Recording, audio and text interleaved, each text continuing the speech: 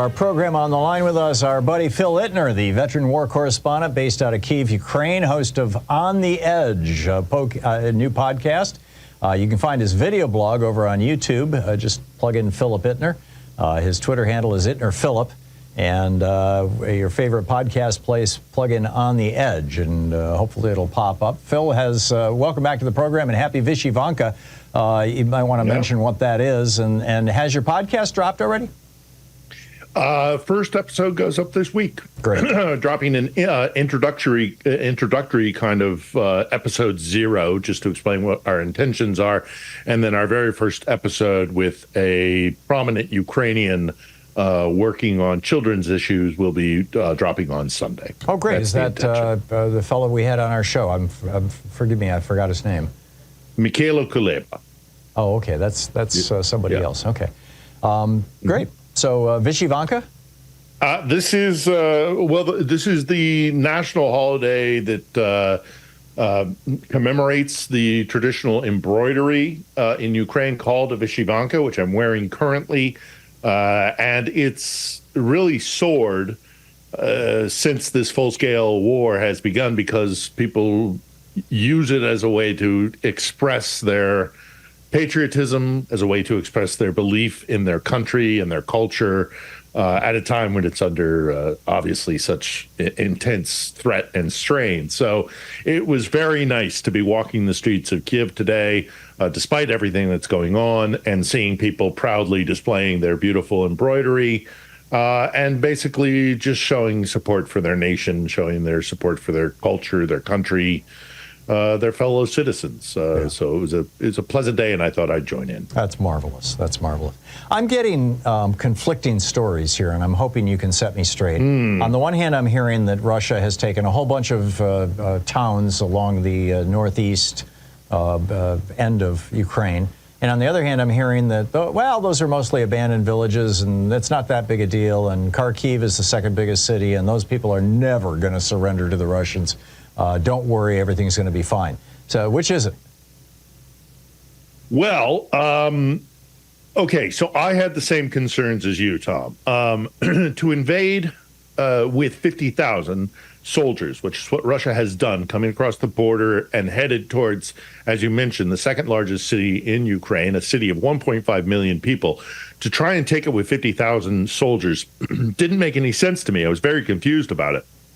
And so I called up a contact who I only use sparingly, because he is a well-connected, I'm going to be very careful here because it was on background and I don't want to dox him. So he is a very well-connected intelligence officer of a very high rank with direct ties to the presidential office. And we sat down for a coffee earlier this week, and I asked him this question. I said, what is going on in Kharkiv? How concerned are you about it? And he said, we're not concerned. We're not concerned because, yes, those towns, those villages that were taken were in what was called a gray zone, where almost kind of like a DMZ, where they couldn't properly put in defenses. And not only that, it was left kind of as an uninhabited, undefended area, although defenses were meant to be built there. Some were definitely built, but there's criticism, and there will have to be an after-action report, a post-mortem, to see if maybe some abuses happened or some corruption, funds were taken away from building defenses. But here's the thing I want to convey to you, Tom, and to your audience, is this. My intelligence contact in Ukraine here said they believe that this is it's not a military operation. This is an intelligence operation, that this is a means for Russia to scare Kiev, and to, more importantly, scare Kiev's patrons, meaning us and in the West, to force Kiev to come to the table from a position of power. They want to seem to be on the winning side, the Russians do. They want to be taking territory, scaring everybody, and, this imminent collapse is happening. Of course an imminent collapse is not happening. They don't have the manpower to do it. but my contact with these good ties and strong resource of information said we believe that what they are trying to do is it's not the ground they want to take, it's the image, it's the optics they want to convey so that they can force Kiev to a negotiation place because they know they're hitting a high water mark. And that soon there will be F-16s here, there will be long-range artillery, there will be a resupply of artillery rounds and equipment, and it is very possible that the momentum will shift back from Russia to Ukraine. And so the information I'm getting here on the ground in Kiev is that's what they think this is all about, that it's not actually trying to take Kharkiv, because, again, that is not realistic, but rather this is kind of trying to manipulate a diplomatic effort because they know that things are very likely going to turn sour for the Russians. I saw a headline on Drudge, and I apologize. I didn't at the time. I was in a hurry. I didn't click through and read the article. But the headline was Russia to throw 500,000 soldiers at Ukraine. What's that about? Well, look, if there's another round of mobilization, it is possible that they might be able to grab another 500,000 men to throw at Ukraine, but that will be dependent on another round of mobilization. And it's not going well for the Russians. And, every time they do a mobilization, there's been pushback. Will this be? In essence, this will be a third round of mobilization, and that would potentially build a conscript army, basically, just to throw at Ukrainian lines, right, which is kind of Russians' military doctrine. Didn't work for us in Vietnam either. Sure.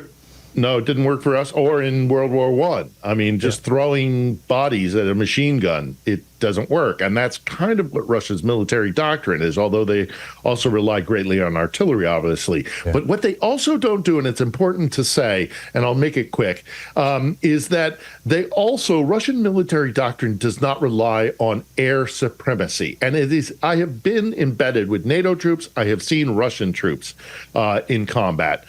They rely on conscripts, masses of conscripts and waves of soldiers, and they rely on artillery, a little bit armor as well. But our military doctrine is secure the skies first, and the Ukrainians have not been able to do that. However, coming very soon will be F-16s, and that might give Ukraine an edge when it comes to air dominance. If they can gain air dominance, then we might again see a shift in this momentum for Ukraine to start moving forward.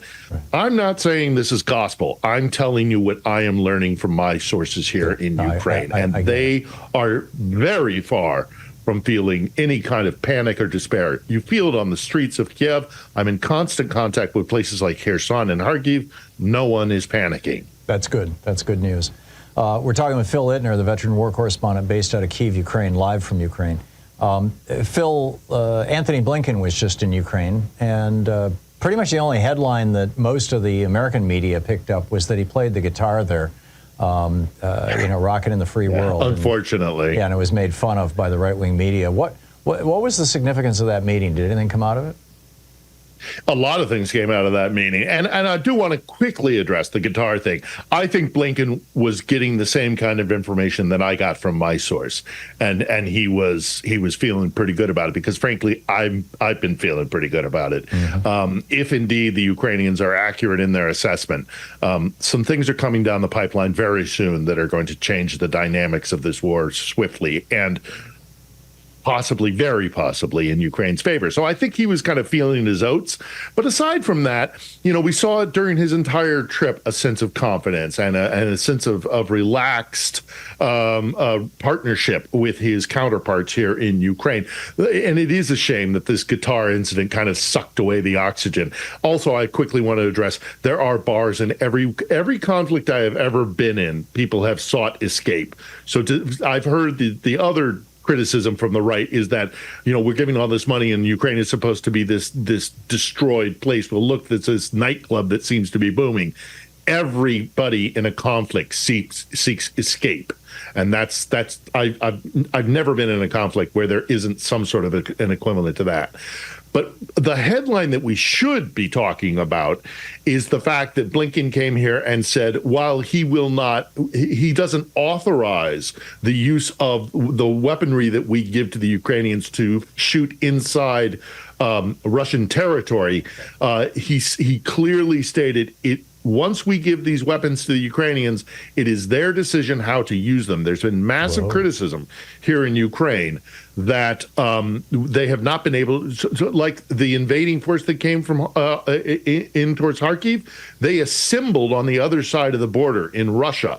And the Ukrainians were under the impression that they couldn't use the long-range weapons provided to them by the United States to shoot into the Russian Federation. Blinken has come here and said categorically, we're not telling you what to do. We're not advocating shooting inside of Russia, but once we give those weapons to you, they are yours to use as you see fit. This in conjunction with the recent statement by the Foreign Secretary of the United Kingdom, David Cameron, that yes, cruise missiles provided by Britain can be shot deep into the Russian Federation, means that the war will be taken to Russian soil. And it will be British, and it will now most likely be American weapons that are used there. And it will stop the Russians from being able to use being on the other side of a border as safe haven to then launch these kind of attacks. That's going to seriously Ukraine. piss off Putin. We just have 10 seconds. Do you think that there's any chance that tough. Putin's, yeah, okay. You don't think he's going to respond in a way that we should worry about? I don't think so, no. Yeah. No, I mean, he shoots into Ukraine all the time. Yeah. Yeah, that's Why true. Why can't Ukrainians fire back? That's true. Absolutely. Phil Ittner. You can find his video blog over at YouTube. Just plug in his name, Philip Ittner. And look for his On the Edge podcast premiering later this week. Phil, thanks so much for dropping by. Always a pleasure, Tom. Always a pleasure having you.